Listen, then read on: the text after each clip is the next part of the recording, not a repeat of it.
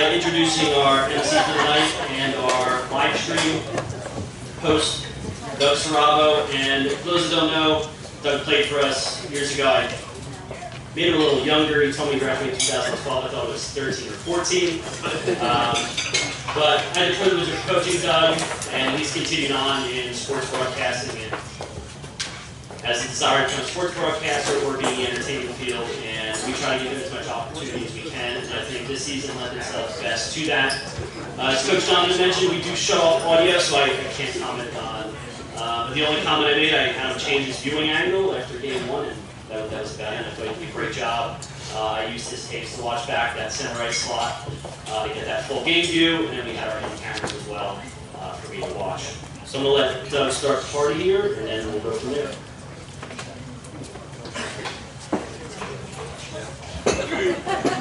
Good evening, everyone, and welcome to the 2021 Banquet.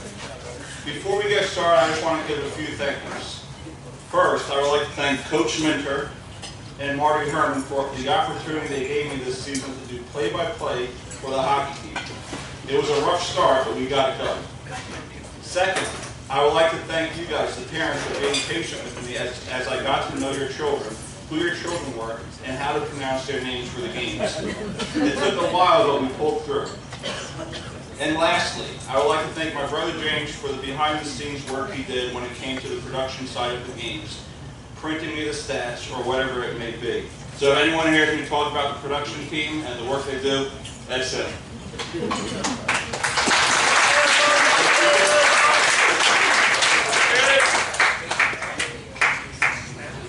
All right, I'm just going to make some general comments on the season, which was one of the most interesting seasons of, I think, anybody's life.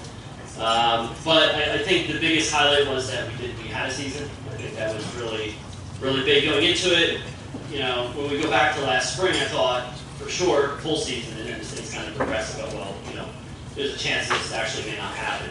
So the fact that we had a season, it was a success before we even started in my book. Typically, I would run through and here's some records and this and that. There's really not. I mean, it's hard to pull a lot off in 6 games and 1 JV game. But we have the best JV winning percentage ever. We did pull that off. So JV went 1-0. We took 2 weeks off after that. Varsity was 2-4-1, and aside from 2 of the games, I thought we were competitive in all the games, and even in our St. John Vianney game, I thought we held our own. We were missing a couple players, and I thought that was kind of a game where we would really want to see a measured stick of kind of where we were with a younger team, and I was really happy with what I saw there. So just to give a little rundown of our season, kind of how it progressed, because again, there's not a lot of highlights. We kind of go through and kind of relive the wonder that was this season. And just to sum it up, so if I were to sum up season schedule changes, masks, social distancing, questionnaires, temperature checks, and quarantines. That sums up our season. And I'm extremely thankful that it's 2021, right? That there's TeamSnap and some sort of communication tools. When our program first started, our first year, we had a team photo scheduled for like a Thursday, and it got switched to a Tuesday. And I had to tell everybody to bring their game uniforms instead of their practice uniforms, and I think it took me about 12 hours to actually get people on the phone. There was email really wasn't that big of a thing in 2003 or 4, so it took a lot of time. So really thankful that I could communicate a lot easier. So going back to last spring, every season I set up a schedule, I communicate with the rink, here's all the ice slots we want, and as I go through this, you'll hear me say schedule over and over and over and over. So it's about 7 seasons in one. So I set up our schedule, what ice slots we want. I look at the district calendar, what days the kids have off, when do I think they're going to be at tournaments, who we want to play over the holiday break, all that stuff. We usually schedule a handful of games, because it's hard to until the season gets closer, but we plan just for a full season. So mid-August, the NJSIA announces that we're going to have a season, right? We're going to start December 3rd. So we're going to start practice. We can start games on December 14th. Season's going to end February 3rd. So I redid the schedule. Communicate with the rink, the officials, the trainers, athletic director, transportation, and we get all this stuff in order. Middle of November, State says, oh, just kidding, right? You can start practice on December 14th, start games on January 4th, and your season will now end February 17th. So I redid the schedule. And I really feel bad for the rink manager because we're one team, and there's a lot of teams out of Jersey Shore Arena. After that, Coach Donovan called me, said, unfortunately, my doctor advises me it's in my best interest that I sit out the season.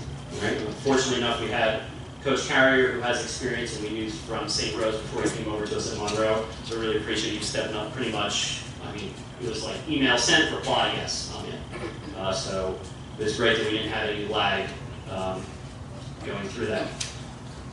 So then Coach Carrier comes on board, and the governor pauses indoor sports till January 2nd. So NJSI says, just kidding again, right? You can still start on the 14th, but outdoor only. Games can't start now until the 15th, and you can now end on March 6th. So I redid the schedule. December 14th comes, and it's going to rain. It's going to be our first outdoor practice, because we need 6 practices. So I canceled the practice, because I figured, you know what, I have 4 weeks of outdoor practice, probably going to get 6 pretty easily, right? And it's going to get really boring not playing hockey. The next day, the district announced that we're going to remote learning.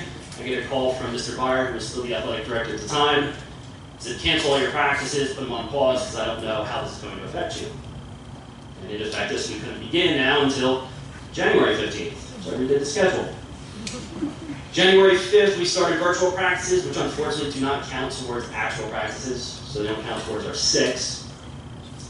The district helped us out a little bit, allowed us to start a day early, based on a certain hour in the day, because that would have been a full month. And we were able to get on the ice on January 15th, that's when our season officially began, when typically I think we're on about November 5th. January 15th, we're usually looking at where do we fall in the playoffs, scheduling conference playoffs, and we're heading to the ice for the first time. We practiced 7 days straight. Whether it was on ice, off ice, we had to get 6 practices in, otherwise we couldn't play that first game the following Friday. So we had one buffer day to get everybody 6 practices, and you can't practice 7 days either. You can't do that. You have to take a day of rest. Ironically, your first day could be your day of rest somehow, but I don't make the rules. I just follow them. 6 practices out of 7 days. So January 22nd, we finally opened up against South Brunswick. That started our season. Shortly after that, outside of hockey, Coach Carrier got quarantined, which led up to our JV game against Morristown Beard, and that quarantined all but about 5 or 6 kids, and that lost us about 5 games on our schedule. St. Joe's, I wasn't too upset about that one. Rose Fairhaven, Middletown South, Edison, and Woodbridge we lost on our schedule. So I redid the schedule to try to reschedule those in our ice times. So through this point, we were permitted to practice with the players we had, which was about 6 or 7 players. Billy Burkshot is tired of 3-on-3. He's done for the rest of his life. He's had enough. Right? Because we did 3-on-3 at the end of practice, and after a while, nobody plays defense to begin with, and it just kind of, it's not that fun for the goalie at the end. But I give the kids here a lot of credit that were in that group. I told we had 8 sessions during the quarantine. I told them, I said, look, there's not a lot to look forward to. If you want to cut back at all, just let me know. I don't want to show up and you not be here. That's all I said. But they said, no, we're in. They wanted the pizza place to open. They wanted to have a picnic at center ice in our 2-hour ice slot. I said, we're not staying for 2 hours. They wanted, yeah, we're going to eat in the center ice. So I give you guys a lot of credit for kind of sticking that through and showing up every day. So we went almost an entire month. We went from February 5th to March 2nd without playing a varsity game. We got everybody back on March 1st. It was the first day back where we were able to get everybody back. So we had the whole team back. Coach Carrier was back. We did lose we had random quarantines too, where we lost players.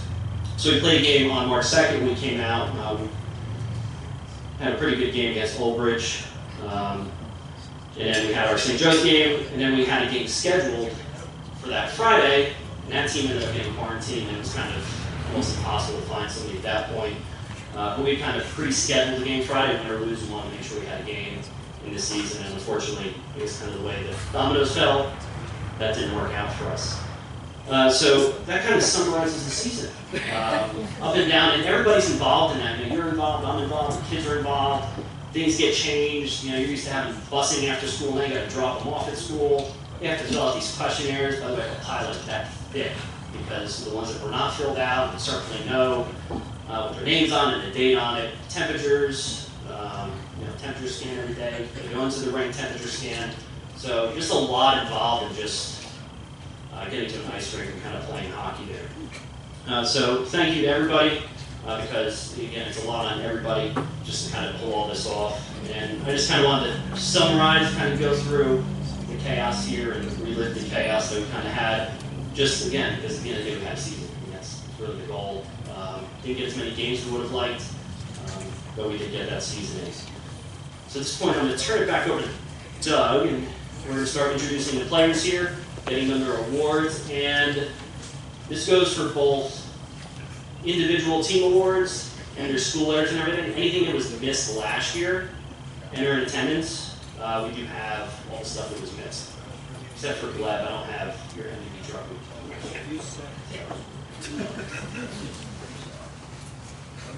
To introduce the managers, freshman, sophomore, and junior, Jared Carrier.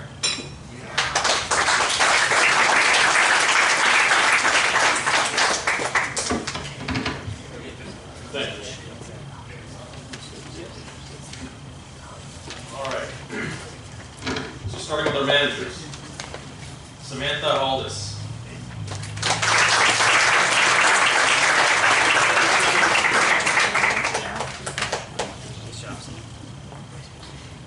Juliana Primavera.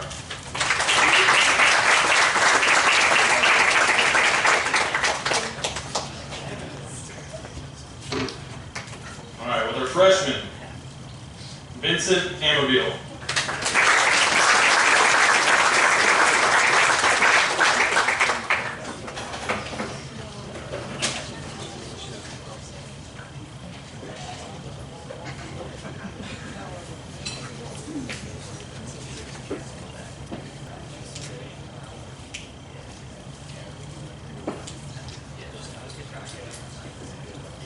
You can hang out. Joseph Conasenti.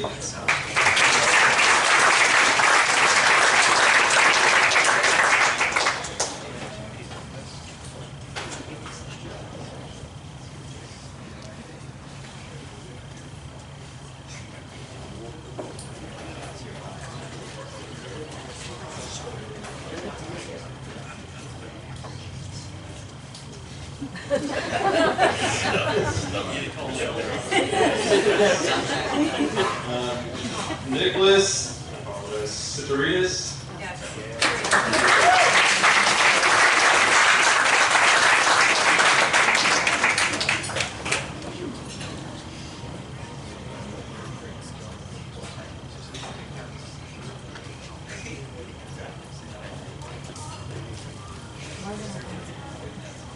Nicholas Izzo.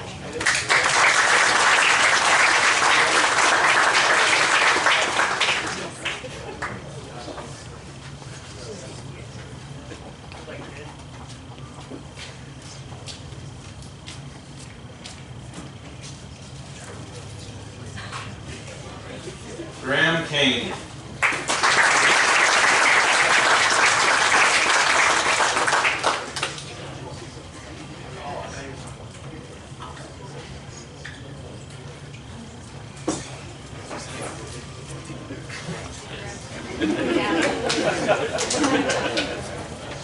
Nicholas Kozlowski.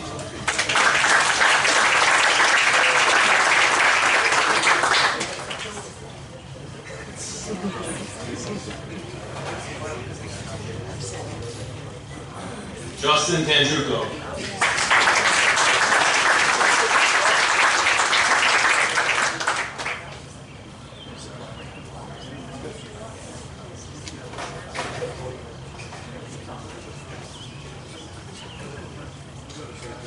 Our sophomore class, Dylan Backo.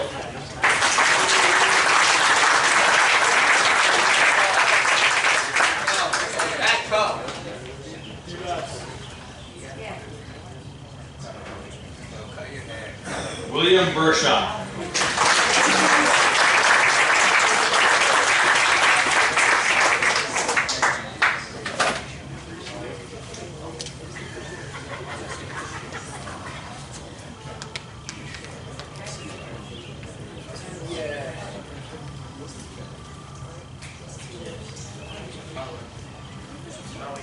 Sakala.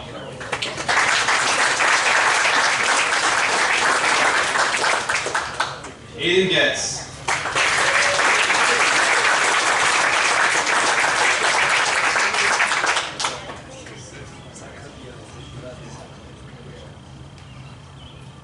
Peter Kupchak.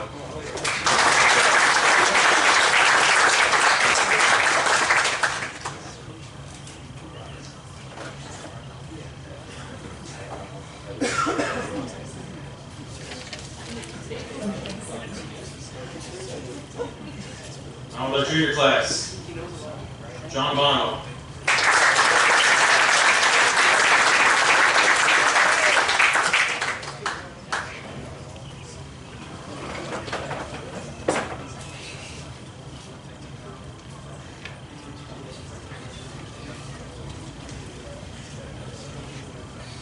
Kyle Conover.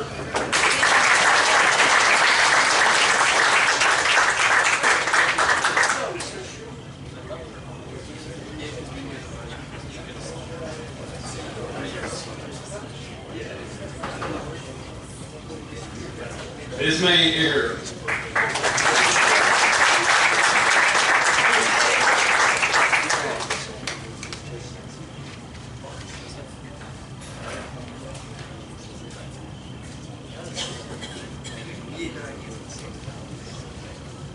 Zachary Izzo.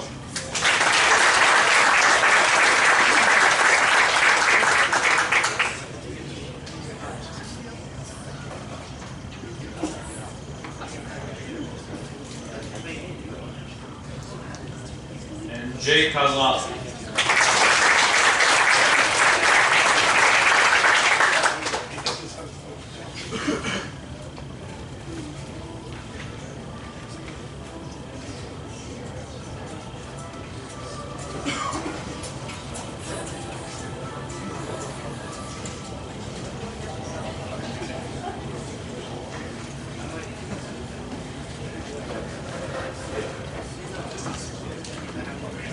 To honor the fact it's 2021, Coach Jerry Minter.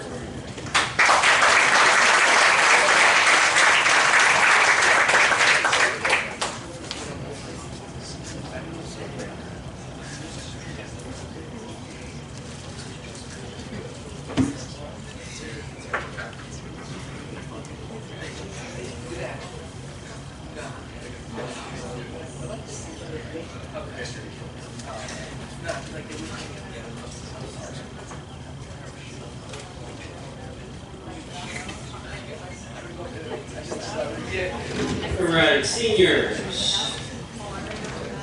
I made a few notes about you, not too many. I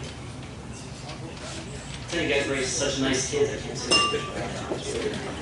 Last year I went out field day. They were really upset that I didn't get to speak about them last year too. All right, so I'm going to go through, I have them number order instead of by name. I have them listed on my roster numerically, so I kind of go through numerically. So I'm going to start with Sean Fitzgerald. And Sean, I'm going to have you come stand up here so I can embarrass you.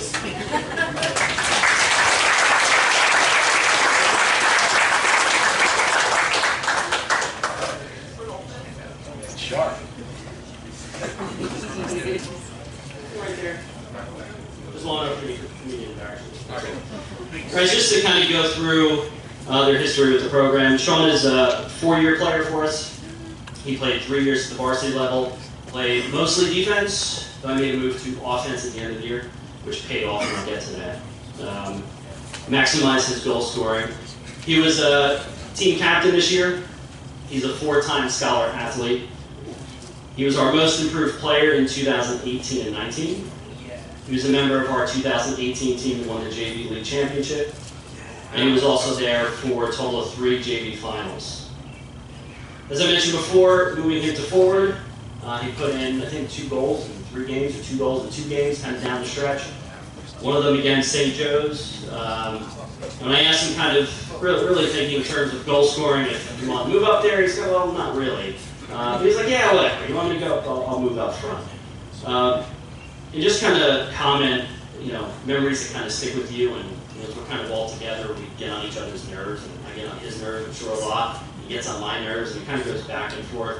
One thing I can always count on Sean for, is if I say something's going to happen and it doesn't, I can count on Sean to make sure I do it. It did not happen, and I said it was going to. So Sean, I will miss that unless I invite you back somewhere later in my life just to make sure that I have all my eyes dotted.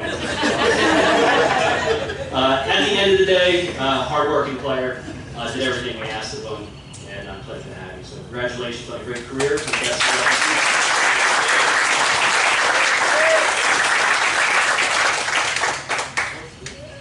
Right, up next, Vinny Foresta.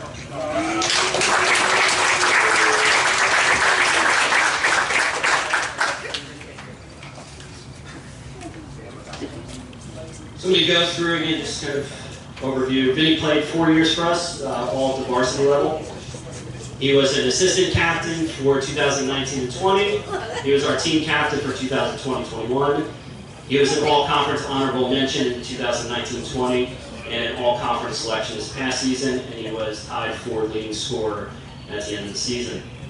So the awards that go out to the players are all different sizes and colors of letters based on what level you played, how many years you played there, there's pins and all that stuff. 4-year varsity players receive a plaque. So Vinny has the plaque here with his name on it, so you can see.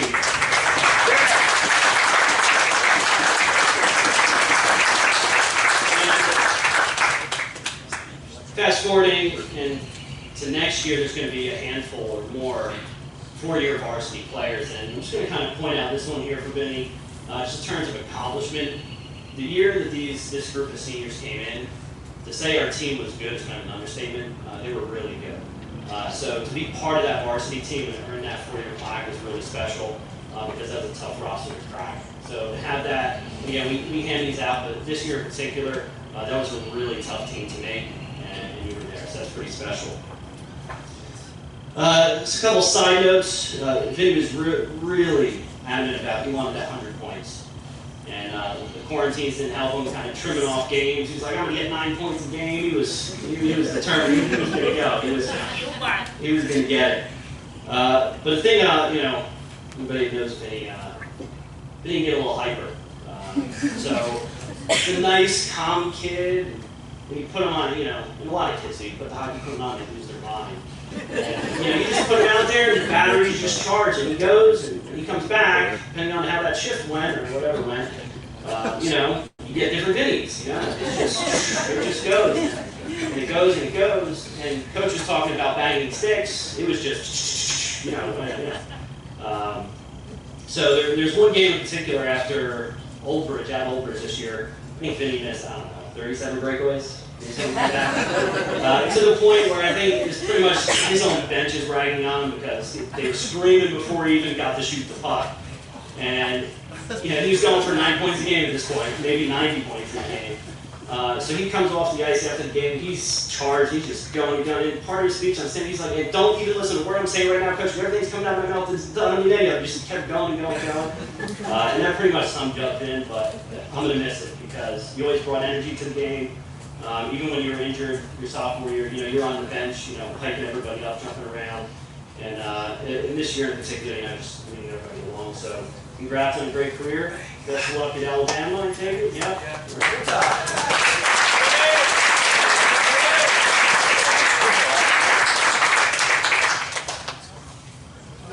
All right, up next, Christian Herrmann.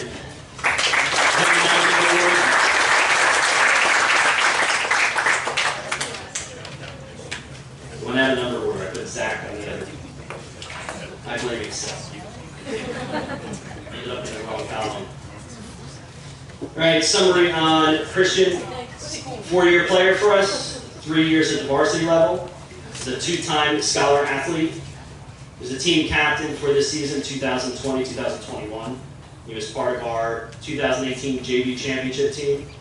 And Christian is, and I always say it's about players that do multiple sports, he is part of kind of the dying breed of multi-sport athletes. Football 1 year, right? Freshman year. So he played football for 1 year his freshman year, continued to play lacrosse throughout. So he's active. So as soon as one season's ending, the next season's beginning. And I can only imagine the time commitment. I can see why he dropped the one. Just going through kind of one season ends, sometimes depending on how far a team goes, there's no break from one season to the next. In terms of things I'll remember, Christian, is anything that happened on the ice, I think it just progressively, sophomore year, I was so much better as a freshman. Junior year, I was so much better as a sophomore. Senior, I keep getting worse and worse at hockey. So, and I blame myself on this because his freshman year, again, it's a pretty good team. We put him in against Edison, and he had 5 points. So I think he was trying to live up to that standard. And I joked with him for probably 2 years. I told him, the NHL recruits are going to be coming after him. Like, well, this kid 5 points, 1 game, when is he playing again? And on a side note, I wasn't there, and Coach beat them 19-0. That was quite the game. But Christian, we miss you. Congratulations, best of luck. Alabama, right? It's Alabama.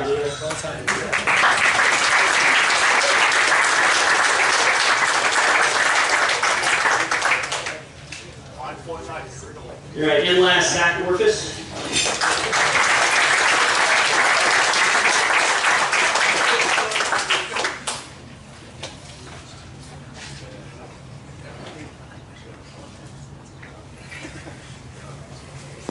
Sharp dress kind of makes you look bad. All right, another 4-year player, 3 years at the varsity level, team captain for us this season for 2020-2021.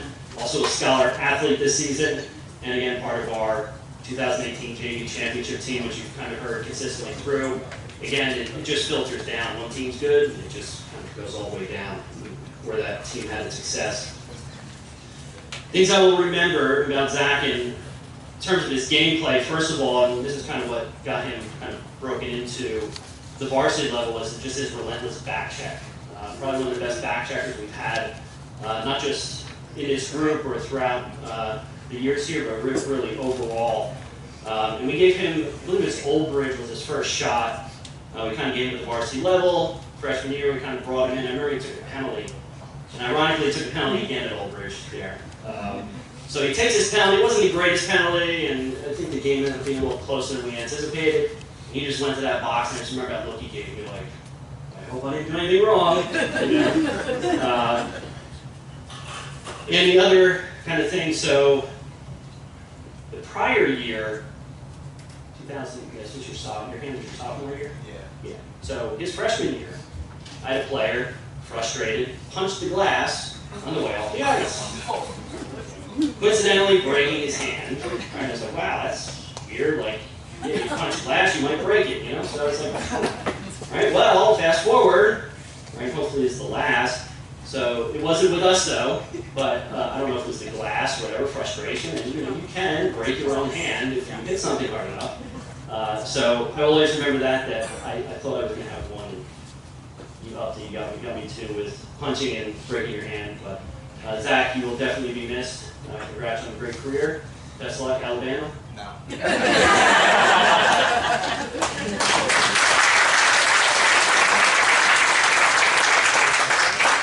Congrats again to all the seniors, all the underclassmen. I know it wasn't the best of seasons in terms of your typical season, but I'm glad we did have one. And I will turn it back over to Doug here, and we'll start handing out some of the awards, which again, we have some from 2019. So I just have like a minute of words I want to say to the class of 2021. How many of us truly chase our dreams and what we aspire to be? Most of us look at our dreams as a hobby and we don't try to make it a reality. While some of us do achieve the dream of being a teacher, a lawyer, and a doctor, many of us seem to give up on that big dream because we are told it's not realistic, it's not easy, and the odds are difficult. Some of us are in the drama club but don't pursue a career in acting. Some of us love sports but don't pursue a professional career. Some of us are into politics but don't run for public office. You all have bright futures ahead of you, and now is your time to make the world know your name. Your time for success is now. Follow your dreams and your heart, and you will aspire to be the best at what you do. Growing up, we all look up to someone, whether it's a celebrity or an athlete, and say, I want to be just like them. But why not aspire to be better than them and have the next generation of kids look up to us. A lot of people come to me and ask me this question that I'm sure a lot of us have when chasing big dreams. What if you fail? I give them this answer. It's all about mindset. You have to act and dress like you were there already. Now, some people may not like that, but honestly, who cares? It's your dream, and by having that mindset that you're already there, it gives you the belief that you will accomplish anything you set your mind to do. Always love what you do and never lose the love you have for your passion, no matter the road it takes you to get there. You have to start somewhere, so you might as well keep your passion first. Don't forget where you come from. Don't forget your values, don't forget your beliefs, and don't be afraid of what others may think of you just because what you believe in may not be popular or approved by society. All those things are great and what we need to be successful, but none of that is possible without being close to your faith. Because when you put God first and preach His word and live an example of what you preach, who can be against you when God is for you? And finally, there is nothing more successful than wanting to change the world. Love everyone, including your enemies, or those we disagree with. If we truly want to see change in this world, it starts with you and I. It starts with someone being an outsider, someone who is willing to expose everything wrong with the world we live in. Be the one to forgive instead of holding a grudge. Be the one to understand instead of judging someone. Be the one to pick up someone else's tab at the bar or meal at the drive-thru. We all say we need change, but how many of us are willing to be that change? It starts with one person, because when one person leaves a difference, more people will follow and be the light that this world needs. You all will change the world. God bless you all.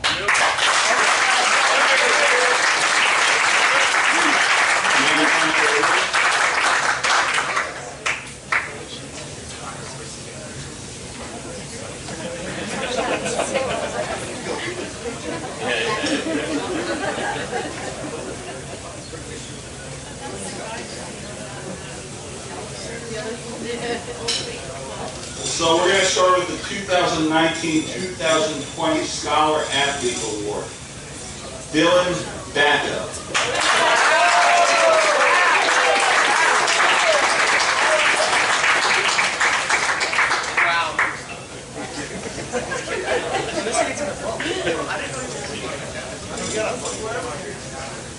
John Bono.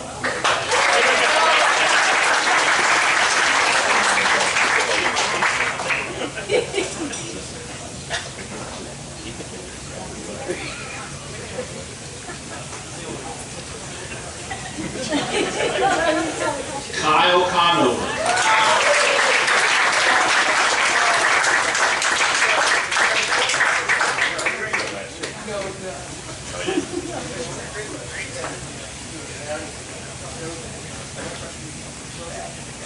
Sean Fitzgerald.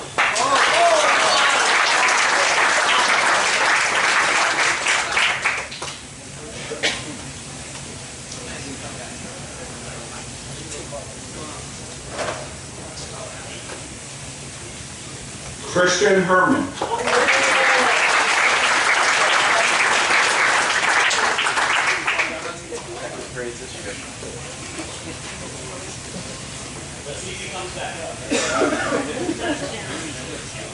Visme Igor.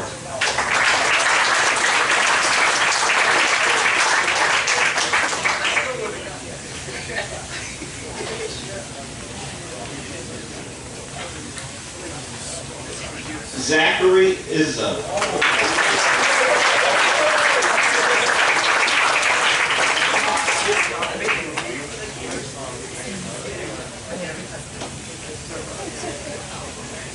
Jake Kozlowski.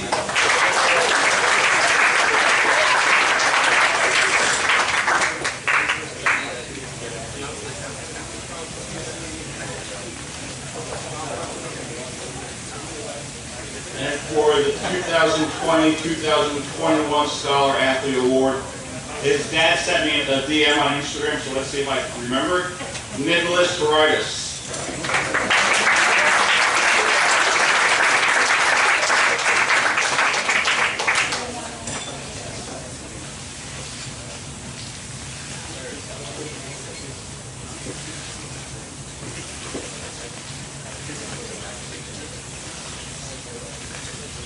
Fitzgerald.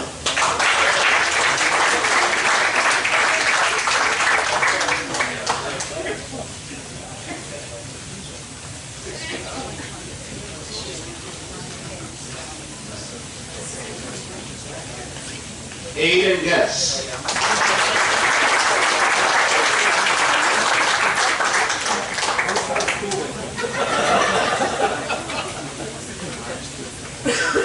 Vincent Igor.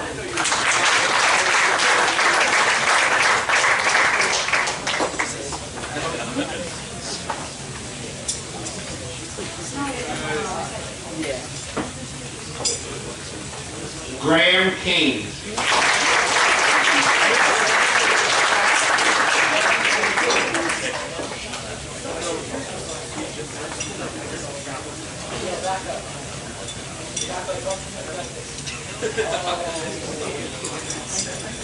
Jake Kozlowski.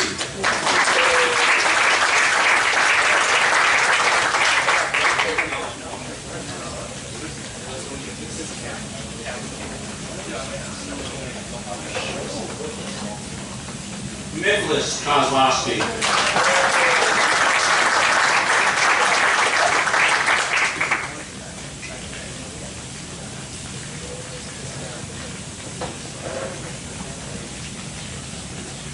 Peter Kuchek.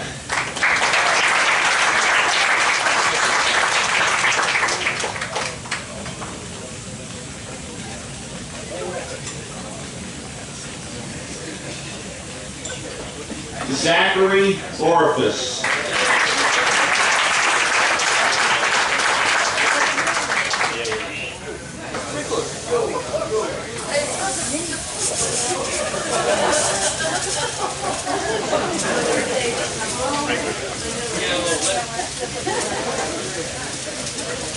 Now to announce the Michael Nichols Award, I would like to call up the four-time winner, Matthew Scobolev.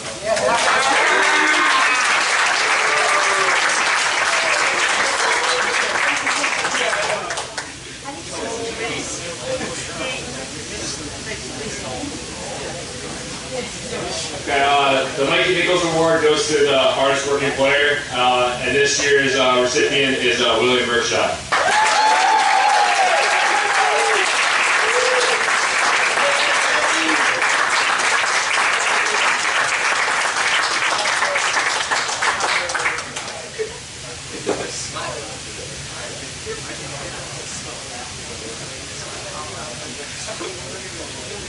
The leading scorer with 15 points, John Bono, and Captain Vincent Foresta.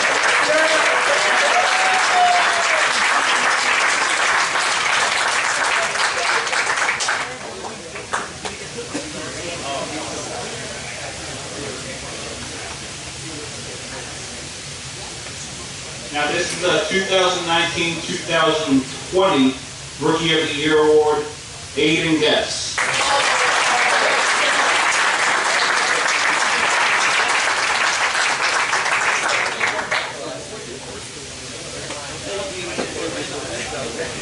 The 2021 Rookie of the Year Award, Nicholas Isla.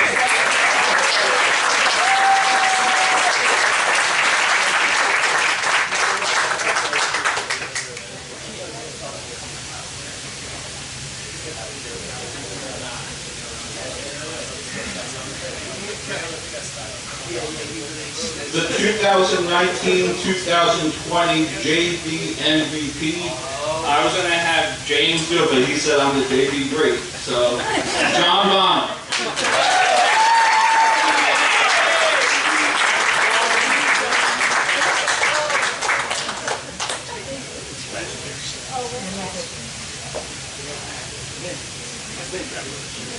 And to announce the 2020-2021 Most Valuable Player Award, I would like to have Gleb Veremyev come up.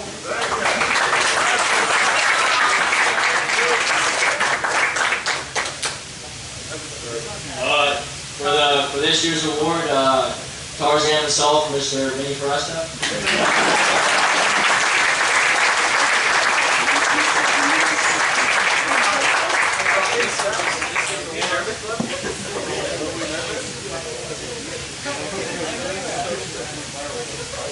So before we get to the video, I would like to call the president of the Monroe Township Falcons hockey, and I call him my agent, Herrmann.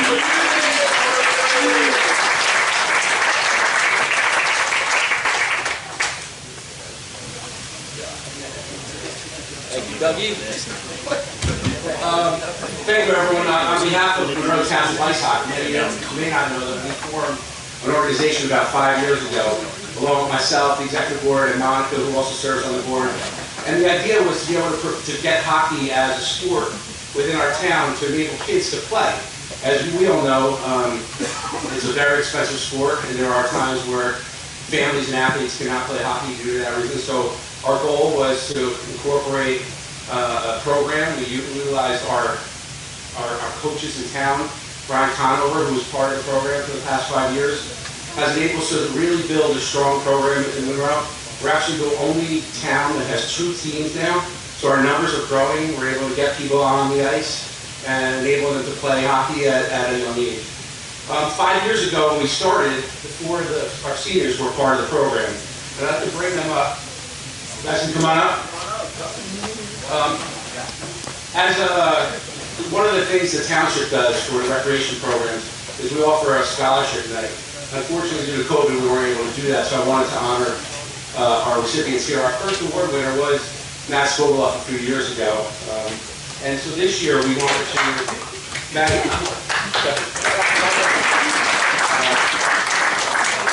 The idea of the award is to really pass down some of your experiences helping out the program, some of the younger kids, either on the ice coaching or being part of the program. So this year I wanted to, as a board, we were going to offer the program award to the 4 seniors, and this will hang in the rec center until we fill like all the sheets, I guess, and then get a new plaque. But I want to congratulate these guys for being part of the program at the beginning and really being successful.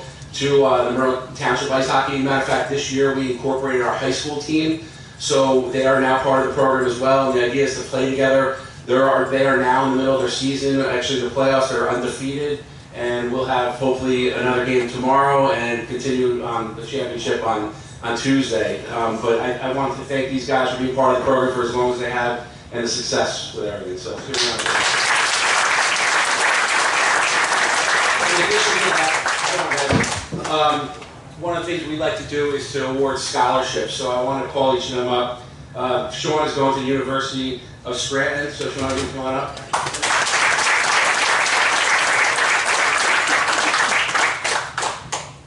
Zach, you're Kutztown University. And the 2 knuckleheads going to the same university.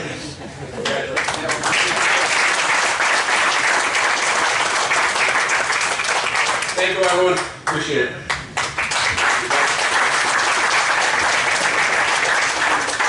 So before we get to the video, I'd like to call up Coach Minter. I'm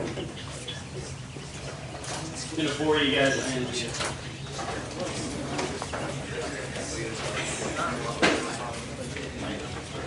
As many of you, or all of you, are aware, this is my last season. I am stepping down. I announced at the end of the season that this was going to be my last season, and I'll kind of touch on that. But I did want to, when it came to making the decision, I did, and I always knew I wanted to make it early enough to put the program in a position to be successful moving forward. I didn't want to wait till the last second to make this decision. And I've been at this so officially, in terms of how long we had a program, we've had an official team in the school for 15 years. We had a team the year before that, we were a club team. But when people ask how long I've been doing it, it's 18 years. It started my first year of teaching, 2003, was when kind of everything kicked off. So I'm just going to kind of run through, because I kind of maybe hold on to some things that some people don't even know about the program. It's been so long, and I think your best case is when the hockey started in Monroe High School, the seniors were just born, or not born. That's how long it's been going.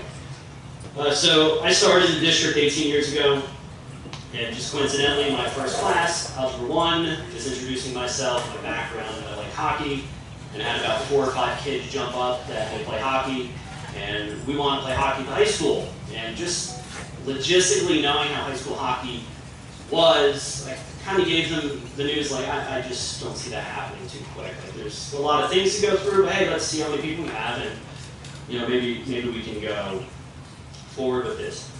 So I approached the athletic director at the time about what it would take to get a team, because I feel we have the numbers. I met other kids, and they were playing for travel teams. And I thought we could field a competitive team. And he kind of laid out all the steps we have to go through. It's kind of like, well, I want to figure this teaching thing out first, and then maybe I'll revisit this coaching thing with all the layers that you kind of want to go through.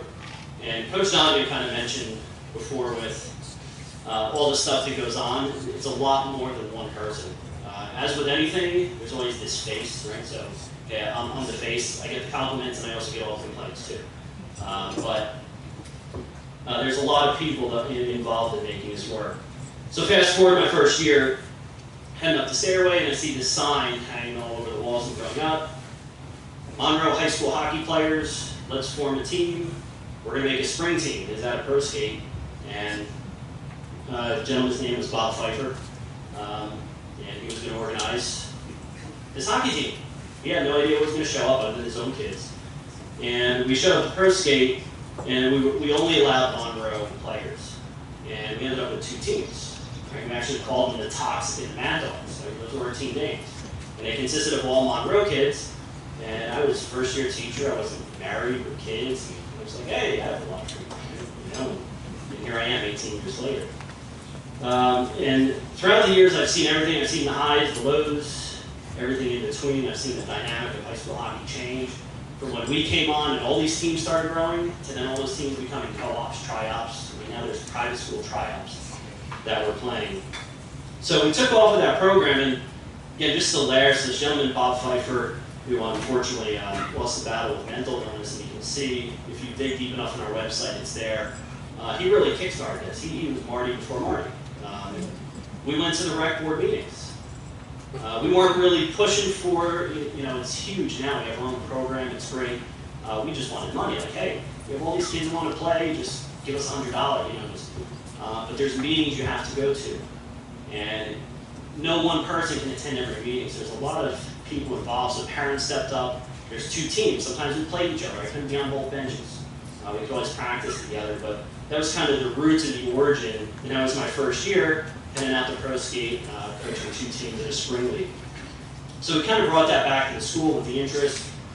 And then the next year kind of kick-started everything. He kind of called me off guard, actually. He was like, hey, let's sit down and come up with a budget, for ice hockey. And he's like, so how much do goalie pads cost? I said, no. I said, that's not how this works. He goes, well, we have to get them goalie pads. I said, I don't know. I was like, they need goalie pads? I don't know how it's going to go. He's like, well, if they need them, I said, well, let's see if we can get somebody. But we kind of mapped it out, and that following year, we were considered a club. We weren't even considered a team. We were permitted to play JV games. We had one horribly ugly purple jersey. We had 1 pair of socks. We didn't have home and away uniforms. And that's what we did. We played 6 JV games. We went 5-1 and decided to move on to varsity the next year.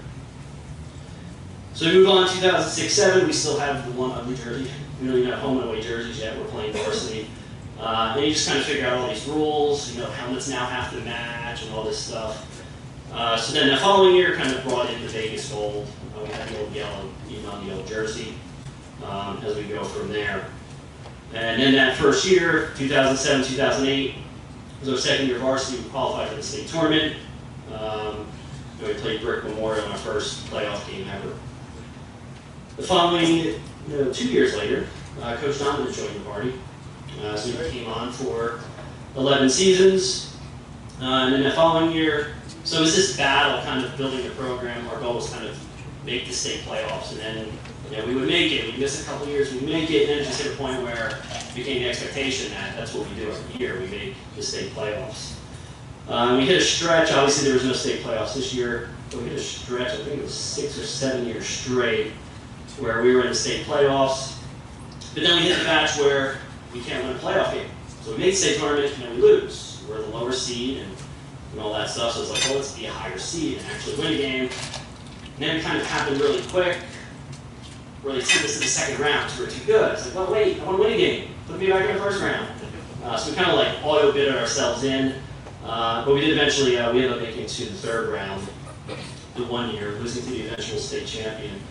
But then the years after that, and even not this past season, season before, we had our first ever home state playoff game, and everything just kind of progresses from there. So, as I mentioned, I've been at this a long time, and I didn't wake up like sometime this year, it's like, hey, I think I'll stop coaching this year. It's something I thought about for a while, and kind of kept it to myself, like thought about it for some time, and more than just this season. And just wanted to make sure the time was right, that I wasn't making the wrong decision, and when I knew the time was right, that I would start telling people, I have to start with my family. I think my wife will get tired of being around. And I mentioned before, she says it's not true until November happens. She still doesn't think it's going to happen. But I enjoyed every moment of it. It's kind of part of my DNA. You know, it's how do I walk around the school, and I'm a teacher, I'm not coaching interns. You know, so, and I'll be coach for the next like 3 years, and then the freshman will be gone, and it's gone. You know, and so there's a lot of sad parts to it too. I've known some of these kids for 4 years already. I've had them in 5th grade, 4th grade, through the summer camps, and I've already had them for a full 4 years. So I didn't make the decision lightly, but unfortunately things and timelines just overlapping. My kid's getting older, my son going to high school, my daughter going into middle school. My wife pretty much runs the house as it is now, so I figured maybe I could help out a little before she tells me to go work some more. So I just want to take the opportunity to spend some time with my kids before they're too old. They grew up into this. I was coaching when they were born. That's all they know. My son even came to practice before when he's little. He's coming out to summer camp. But it is difficult. It's a big commitment. I don't know any other way to do it other than giving 100%. So I can't see myself going forward without being able to do that. And time-wise, I'm not sure if that would work out for me either. But just to close up here, as I mentioned, just the people involved in kind of behind the scenes. So I get a lot of, again, I deal with the compliments, I deal with the complaints. So we get a lot of compliments as we kind of travel around, whether it's the pizzeria at the Jersey Shore. They love these guys, by the way. They're the biggest fans of them. The front desk staff, officials, other coaches, people in the stands just about the success of the program and where it is. And there's one official who came over one time, like, man, I'll tell you, in the last 10 years, I love this team. Watching this team go from where it was 10 years ago to where it is today, and they just look at me, and there's so much behind that beyond just what I do. I'm just part of the puzzle. I coach the kids on the ice. And when I first met Marty, in a nicer way, I pretty much told him, it's that coach. I don't collect money, I don't organize as a coach. And if there's a setup, I show up and I coach, and I'm part of that puzzle. Coach Donovan's part of the puzzle, Coach Carey's part of the puzzle. There's a lot of different people that kind of fill in those gaps. So when I talk to other coaches about, they'll kind of ask about our program, and I kind of ask them, well, what do you do as a program? And it's pretty much just they run their season. And I kind of get into, well, you need more than one person. You know, we have people behind the scenes. We're fortunate enough to have parents that are certified coaches in hockey that fill in for lower levels. There's people behind the scenes attending meetings at all different levels, from high school down to middle school down to elementary school. We're involved in the rec program. Coaches that help out at any given time. Brian has been a tremendous help. I mean, from day one, summer camps, everything, coaching spring teams. And I know you're exhausted. I mean, it's a non-stop travel hockey, high school hockey, spring hockey, summer hockey. You just can't, it just goes. So again, I just want to thank everybody. Big or small, you all have a part in making this team successful, and I really appreciate supporting me all through it. We don't always see eye to eye, or we don't always agree with things I do, but really everybody, players, and that's probably the biggest thing on this is just the connection with the players. I'm in touch with the kids back from 2003. I'm still in contact with them, I hear from them frequently. So that's going to be the part I miss the most. Not leaving the game completely. I will continue to coach my son. Obviously, that played a big role in my decision. But I am going to miss it. And it's, again, I didn't wake up just yesterday and decide. And again, thank you for everything. And I look forward to watching the program grow from the other side of the class. So thank you, guys.